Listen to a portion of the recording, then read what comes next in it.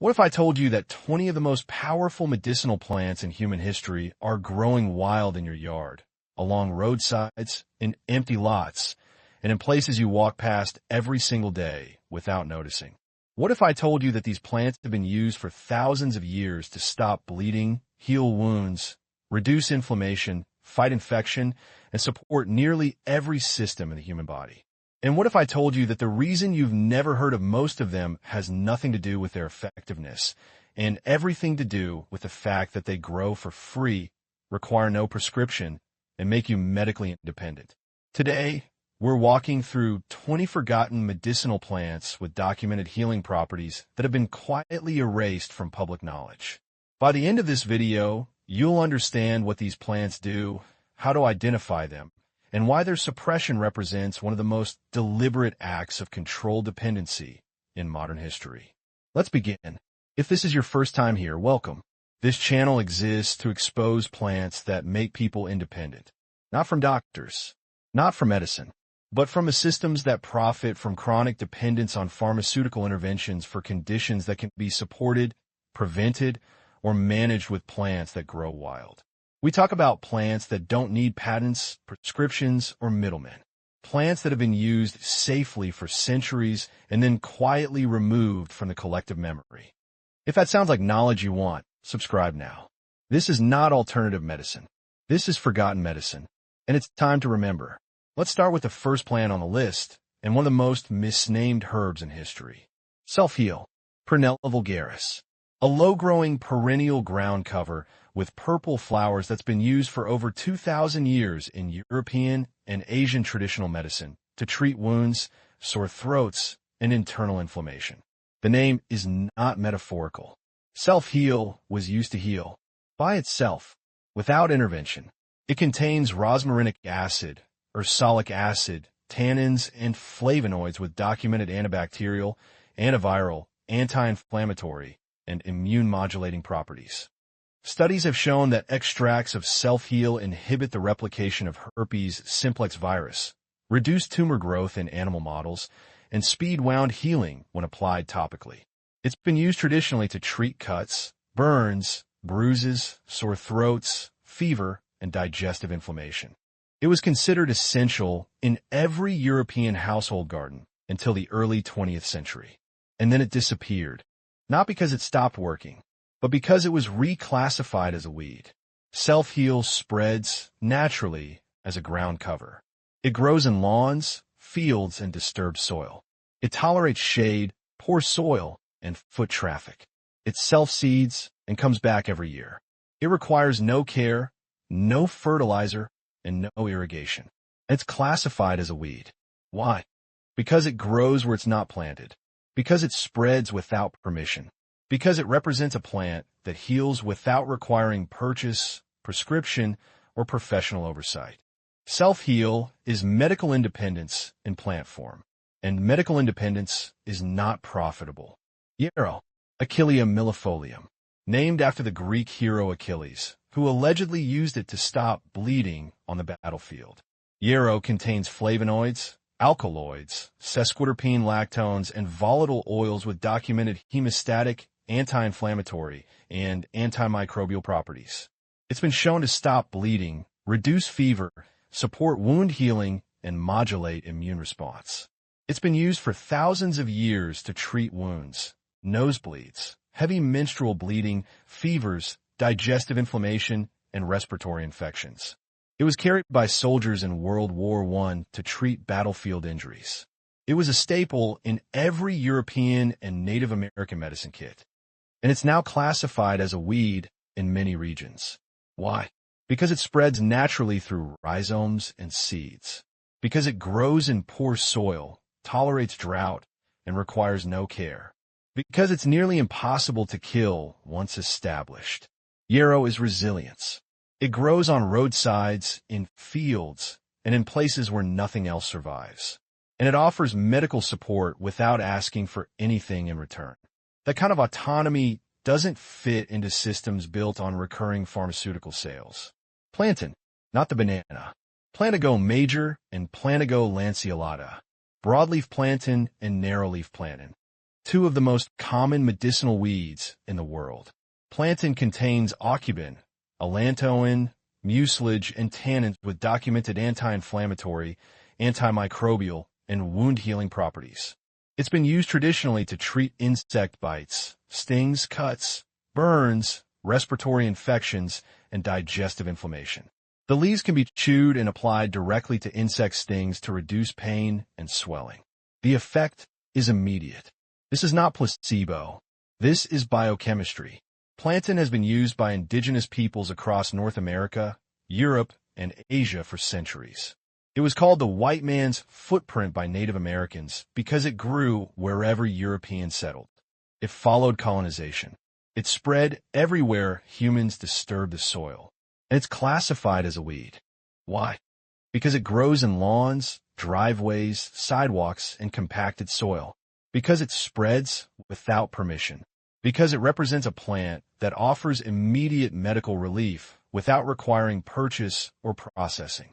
Plantain is everywhere, and the fact that most people don't know what it does is not an accident. It's a failure of education, a deliberate one. Mullein, Verbascum thapsus, a tall biennial with fuzzy leaves and a flowering stalk that can reach 6 feet or more. Mullein has been used for centuries as a respiratory remedy. The leaves contain mucilage and saponins that soothe inflamed mucous membranes, reduce coughing, and support expectoration. The flowers contain verbascicide, a compound with documented anti-inflammatory and antimicrobial properties. Mullein tea has been used traditionally to treat bronchitis, asthma, coughs, and respiratory infections. Mullein oil, made by infusing the flowers in olive oil, has been used to treat ear infections with documented effectiveness. It grows wild on roadsides, in fields, and in disturbed soil. It tolerates drought, poor soil, and neglect. It self-seeds prolifically. Once established, it returns every year without replanting, and it's almost entirely absent from mainstream medical conversation. Why? Because it's free, because it grows wild, because it represents a respiratory remedy that doesn't require prescriptions, inhalers, or pharmaceutical intervention. Mullein is respiratory independence, and respiratory independence threatens a multi-billion-dollar industry. Comfrey, Symphytum officinale, a perennial herb with deep taproots and leaves that contain allantoin, a compound that stimulates cell proliferation and accelerates wound healing. Comfrey has been used for centuries to treat fractures, sprains, bruises, and wounds. It was called knit bone because of its ability to speed bone healing. The leaves were applied as poultices to injuries, and the roots were used to make healing salves. Modern research has confirmed that allantoin promotes tissue regeneration, reduces inflammation, and supports collagen synthesis. Comfort-based creams have been studied and shown to be effective for treating sprains, muscle pain, and joint inflammation. But comfrey is controversial. It contains pyrrolizidine alkaloids, compounds that can be toxic to the liver if consumed in large amounts over long periods. Because of this, internal use of comfrey is restricted in many countries, but external use is safe. Topical application does not cause liver toxicity. The restriction on comfrey is based on internal consumption, not external use. And yet the entire plant has been vilified. Why? Because nuance doesn't sell fear, and fear creates control. Comfrey grows aggressively. It spreads through root division. It tolerates poor soil, shade, and neglect. It produces abundant biomass that can be used as mulch, compost, or medicine. And it's been restricted, not banned, restricted, in a way that discourages use, even when that use is safe and effective. Boneset, Eupatorium perfoliatum, a native North American perennial with white flowers and a long history of use as a fever reducer and immune stimulant. Boneset was used by Native Americans and early European settlers to treat fevers, flu, and respiratory infections. It was called boneset not because it heals bones, but because it was used to treat breakbone fever, a term for dengue fever, which causes severe muscle and joint pain. Boneset contains sesquiterpene lactones and flavonoids that stimulate immune response, reduce fever, and support detoxification. It's been used traditionally as a diaphoretic, meaning it induces sweating to break fevers. It grows wild in wetlands, ditches, and along streams. It tolerates wet soil, poor drainage, and neglect. It self-seeds and spreads naturally. And it's almost entirely forgotten. Why? Because it's free. Because it grows wild. Because it represents an immune-supporting plant that doesn't require pharmaceutical intervention. Feverfew, Tanacetum parthenium, a perennial herb with small white flowers that's been used for centuries to prevent migraines and reduce inflammation. Feverfew contains parthenolide, a sesquiterpene lactone that inhibits inflammatory pathways and has been studied extensively for its ability to prevent migraines. Clinical trials have shown that daily use of feverfew reduces the frequency and severity of migraines in many users. It's been used traditionally to treat headaches, fever, arthritis, and menstrual cramps. It's easy to grow, tolerates poor soil, and self-seeds readily. And it's almost entirely absent from mainstream medical recommendations. Why? Because it works. Because it's affordable. Because it represents a migraine prevention strategy that doesn't require prescription medication. Elecampane, Inula helenium, a tall perennial with yellow flowers and roots that contain inulin and volatile oils with documented expectorant and antimicrobial properties. Elecampane root has been used for centuries to treat respiratory infections, chronic coughs, and bronchitis. It's been shown to have activity against bacteria, fungi, and parasites. It's a hardy perennial that grows in poor soil, tolerates neglect, and produces for years.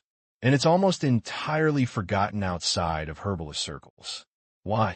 Because it's not profitable to promote plants that grow wild and heal without recurring prescriptions. Chickweed, Stellaria media, a low-growing annual with small white flowers that's rich in vitamins, minerals, and saponins. Chickweed has been used traditionally to treat skin irritations, eczema, rashes, and minor wounds. It's cooling, soothing, and anti-inflammatory when applied topically. It's also edible and nutritious, containing vitamin C, calcium, magnesium, and iron. It grows prolifically in cool weather, spreads rapidly, and self-seeds everywhere. It's classified as a weed. Why? Because it grows without permission. Because it offers both food and medicine for free. Because it represents a plant that doesn't need management or monetization. Marshmallow root, Althea officinalis, a perennial herb with roots that contain mucilage, a gel-like substance that soothes inflamed tissues and supports healing. Marshmallow root has been used for thousands of years to treat sore throats, coughs, digestive inflammation, and urinary tract irritation. The mucilage coats and protects mucous membranes, reducing irritation and supporting repair. It's been studied and confirmed to be effective for treating coughs, sore throats, and gastric irritation. It's safe, gentle, and effective, and it's rarely mentioned in mainstream medical settings. Why? Because it's simple, because it's affordable, because it represents a soothing remedy that doesn't require prescription intervention. Skullcap, Scutellaria lateriflora, a perennial herb with blue flowers that's been used for centuries as a nervine, meaning it supports nervous system health. Skullcap contains flavonoids and iridoids that reduce anxiety, support sleep, and calm nervous tension. It's been used traditionally to treat insomnia, anxiety, nervous exhaustion, and muscle tension. It's a gentle, effective nervine with documented use across multiple traditional medicine systems. And it's almost entirely absent from mainstream wellness conversations. Why? Because nervines support resilience. And resilience reduces dependency on pharmaceutical interventions for anxiety and sleep. Woodbetterney, Stachys officinalis, a perennial herb that's been used since Roman times to treat headaches, nervous tension, and digestive issues. Woodbetterney contains tannins, alkaloids, and flavonoids that support nervous system health, reduce tension, and improve circulation. It's been used traditionally as a headache remedy and nervine tonic. It grows in poor soil, tolerates shade, and requires minimal care. And it's been almost entirely forgotten. Why? Because it works, because it's free, because it doesn't fit the pharmaceutical model. Cleavers. Galium aperi, a sprawling annual herb with sticky stems that's been used for centuries as a lymphatic tonic and diuretic. Cleavers supports lymphatic drainage, reduces swelling, and has been used traditionally to treat swollen glands, skin conditions, and urinary tract infections. It grows wild in spring, spreads rapidly, and self-seeds. It's classified as a weed. Why? Because it grows everywhere. Because it offers lymphatic support for free. Because it represents a plant that doesn't require purchase or processing. Eyebright, Euphrasia officinalis, a small annual herb that's been used for centuries to treat eye irritation, conjunctivitis, and sinus congestion. Eyebright contains tannins and flavonoids that reduce inflammation and support mucous membrane health. It's been used traditionally as an eye wash and nasal rinse. It's effective, it's documented, and it's almost entirely absent from modern wellness culture. Why? Because eye health products are profitable, and plants that grow wild are not. Agrimony, Agrimonia eupatoria, a perennial herb with yellow flowers that's been used since ancient Greece to treat wounds, diarrhea, and sore throats. Agrimony contains tannins, flavonoids, and silica that support tissue healing, reduce inflammation, and strengthen mucous membranes. It grows wild in fields and along roadsides. It's hardy, reliable, and forgotten. Why? Because it's free, because it grows without care, because it doesn't fit the pharmaceutical model. Goldenrod, Solidago species, a tall perennial with bright yellow flowers that's been unfairly blamed for causing hay fever when it's actually ragweed that causes allergies. Goldenrod contains flavonoids and saponins that support urinary tract health, reduce inflammation, and act as a mild diuretic. It's been used traditionally to treat urinary tract infections, kidney stones, and inflammation. It's effective, it's documented, and it's been vilified because of a mistaken association with allergies. Why? Because misinformation is easier to spread than correction, and vilification creates fear that discourages use. Burdock root, Archium lapa, a biennial with large leaves and roots that have been used for centuries as a blood purifier and liver support herb. Burdock root contains inulin, lignans, and polyphenol that support detoxification, improve skin health, and reduce inflammation. It's been used traditionally to treat acne, eczema, and digestive issues. It grows wild in fields and disturbed soil. It's hardy, productive, and forgotten outside of herbalist and traditional Asian medicine communities. Why? Because it's free, because it grows wild, because it represents a detoxification strategy that doesn't require supplements or pharmaceutical intervention. Calendula, Calendula officinalis, a bright orange annual flower that's been used for centuries to treat wounds, burns, and skin inflammation. Calendula contains triterpenes, flavonoids, and polysaccharides that support wound healing, reduce inflammation, and have documented antimicrobial properties. It's one of the safest and most effective topical healing plants in existence. It's easy to grow, self-seeds readily, and produces abundant flowers. And it's almost entirely absent from mainstream medical wound care. Why? Because wound care is profitable, and plants that heal wounds for free are not. Horehound, Marubium vulgar, a perennial herb with bitter leaves that's been used for centuries to treat coughs, colds, and digestive issues. Horehound contains marubiin, a diterpene that acts as an expectorant and supports respiratory health. It's been used traditionally to treat bronchitis, asthma, and chronic coughs. It's hardy, drought-tolerant, and self-seeds. And it's almost entirely forgotten outside of traditional herbal medicine. Why? Because respiratory health is a multi-billion-dollar pharmaceutical market, and plants that grow wild don't fit that model. Queen Anne's lace, Daucus carota, wild carrot, the ancestor of the domestic carrot. The seeds of Queen Anne's lace have been used traditionally as a contraceptive and emmenagogue, meaning they stimulate menstruation. The roots are edible and taste like carrots. This plant is controversial. The seeds contain compounds that may interfere with implantation. This use is documented in traditional medicine across multiple cultures, and it's almost entirely absent from modern conversation. Why? Because reproductive autonomy is politically and economically sensitive. Because plants that offer reproductive support outside of medical oversight represent a loss of control. Queen Anne's lace is not banned, but it's vilified. It's called invasive. It's sprayed. It's pulled. Why? Because it grows everywhere. Because it offers both food and reproductive support without permission. Because it represents autonomy. Let's be clear. There is no single conspiracy. There is no coordinated effort to ban medicinal plants. But there is a system that profits from dependency, a system that requires recurring purchases, prescriptions, and professional oversight, a system that cannot monetize plants that grow wild, heal effectively, and require no middlemen. These plants have not been made illegal. They've been made invisible. They've been removed from medical education. They've been removed from public awareness. They've been reclassified as weeds, invasives, or nuisances. They've been vilified, dismissed, or forgotten. And the result is a population that doesn't know what's growing in their own yard. A population that's been taught to fear plants instead of use them. A population that's dependent on systems that profit from chronic illness and recurring pharmaceutical sales. These plants offer healing. They offer resilience. They offer medical independence in a world that profits from medical dependence. And that's exactly why they've been quietly erased from public consciousness. 20 plants. 20 examples of healing that grows wild, spreads freely, and offers medical support without asking for anything in return. Self-heal.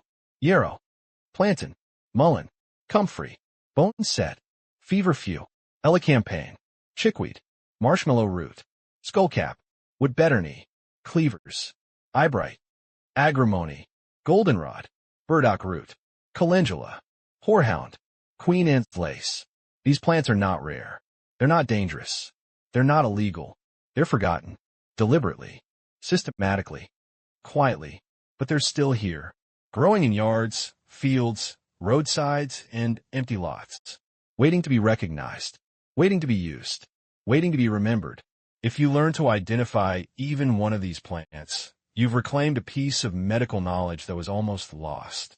If you use them safely and effectively, you've taken a step toward medical independence. If you teach others, you've created a ripple that moves in the opposite direction of dependency. That's what this channel is about. Not alternative medicine. Not conspiracy theories. Forgotten knowledge. Real knowledge. Knowledge that creates resilience. Leave a comment if you've used any of these plants. Leave a comment if they grow near you. Leave a comment if you've been told they're dangerous, illegal, or ineffective. I want to hear your experience. And if this video resonated with you, subscribe. This is just the beginning. Until next time, learn what heals. Grow what makes you resilient. And remember, the most powerful medicine is often the medicine they don't want you to notice.